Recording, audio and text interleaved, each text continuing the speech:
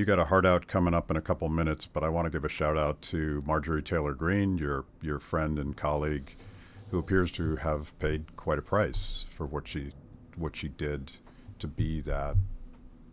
She and your other Republican colleagues were all the 218th vote. Mm-hmm. And for reasons I don't fully understand, Trump has really gone after her. It's gotten quite nasty. And he's still attacking her after she announced she's going to leave. Yeah. It's really low class. Then he's called her a traitor. You know, I've received death threats from the left, and Marjorie's received death threats from the left. And some of these are credible. I mean, they've resulted in arrests. But it's a new thing to receive death threats from the right. And that was happening to Marjorie and to her children. And Marjorie is a successful woman. She's a business person. There's this totally fake narrative that through some kind of insider trading, she's gotten rich since she got to Congress. No. She succeeded in business by treating customers right and hiring people and signing the front of the paycheck instead of the back of the paycheck. And you can go look at her financial disclosure forms. Like that's where she made her money. So, and then there's also been this recent argument that she should leave right now. She shouldn't wait until the end of this year because that mysteriously aligns with the 5-year vesting period of her pension, that, you know, a congressional pension. It's what she's going to draw isn't that much. And I discovered when I came to Congress, you're forced to pay into it if you're in the House. In the Senate, senators can opt out of that congressional plan. And it's actually the same for all federal employees. Like congressmen participate in the same, it's called FERS.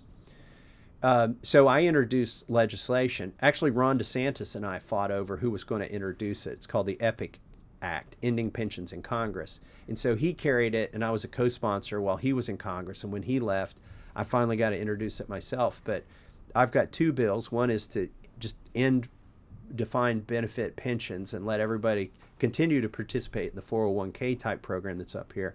And the other is, if we're not going to end them, just let us opt out. And if Marjorie had been allowed to opt out, I bet she would have. But since she had to pay into it, I mean, I'm defending her. Why shouldn't she draw it? But she's been maligned. That stuff's in the noise. The pension stuff, and did she trade stocks or whatever? She's not some insider trader. Look, they don't give me and Marjorie the inside information. I guarantee you that. If there are any stock tips, they would give us the fake ones. And we would lose our ass betting on the things that the leader and the chairman told us to bet on. Yeah. I understand why she left. So she's successful. She's getting death threats. Her kids are getting death threats. She took up for the president when nobody else would. She was dragged into a courtroom and testified. I mean, they've tried to criminally convict her. She succeeded every time because they underestimated her. And even the people that elected Trump did not appreciate her enough. She gave me a heads up before she announced publicly. And for about 15 seconds, I thought about begging her to stay. And then I realized I would never do that to a friend. And I told her, you're too good of a friend. Like, I understand exactly why you're doing it. And I don't blame you, and you'll be a lot healthier. And maybe, and I hope people learn a lesson from it.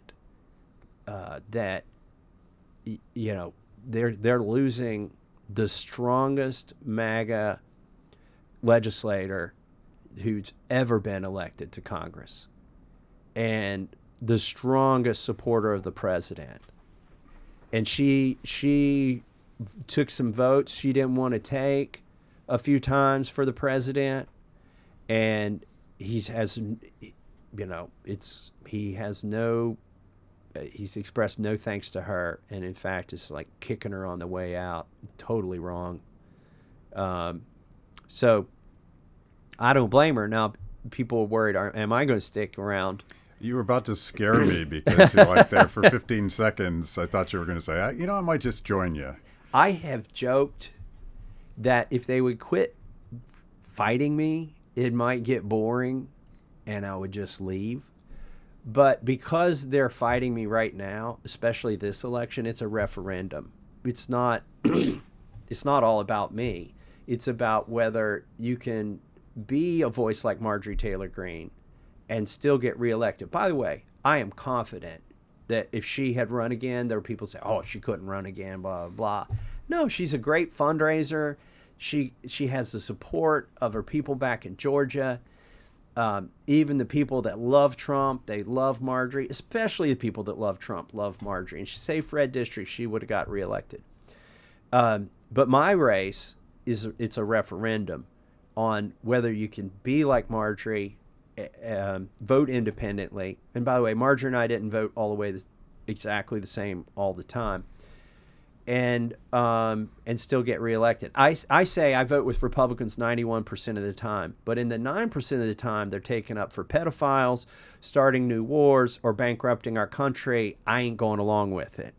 And so the question is, can you diverge from your own party 9% of the time? Will they allow that much dissent, and still can you get reelected? Thank you for watching Kibbe on Liberty. You can watch new episodes every Wednesday anywhere that you consume podcasts, on YouTube, on Apple, on Spotify, whatever. Watch, click, like, check it out.